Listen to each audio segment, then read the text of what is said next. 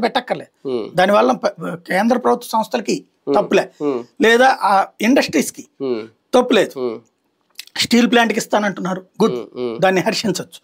కానీ లూలుకి ఇవ్వడము అంటే ఇది క్విడ్ ప్రోకోనే, అంతేనా? ఖచ్చితంగా వాళ్ళకి వీళ్ళు ఇచ్చినందుకు వీళ్ళు ప్రయోజనం పొందుతారు. అంటే ఏ సూపర్ మార్కెట్ పెట్టినా సార్ మన ఉప్పులు, మన పప్పులు, మన బియ్యం, మన కూరగాయలు, మన ఆకుకూరలు ఇవే అమ్ముతారు.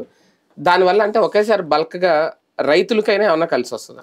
ఏముండదండి, అసలు లూలు లాంటి అట్లా కొనుక్కునేది కూడా లేదు. మరి వాడికి ఎక్కడి నుంచి వస్తుంది ఉత్పత్తి? మన పంటలు కానీ విదేశాల నుంచి వాడి దగ్గర బియ్యం పప్పులు ఏముండవు, బియ్యం పప్పులు కాదు అది లూలు మాల్ అంటే.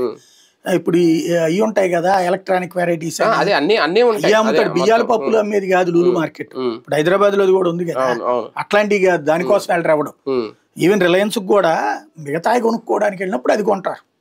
ఇప్పుడు రిలయన్స్ లో కూడా ఇవన్నీ ఉంటాయి. అంటే మీరు చెప్పినట్టు ఎలక్ట్రికల్ వస్తువులు అవి కూడా ఉంటాయి.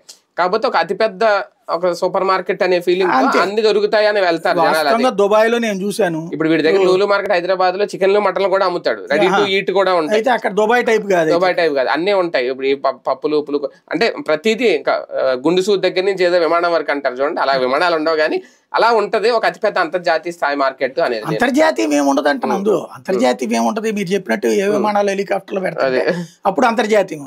అవన్నీ మామూలు సూపర్ బజార్ లాంటిది.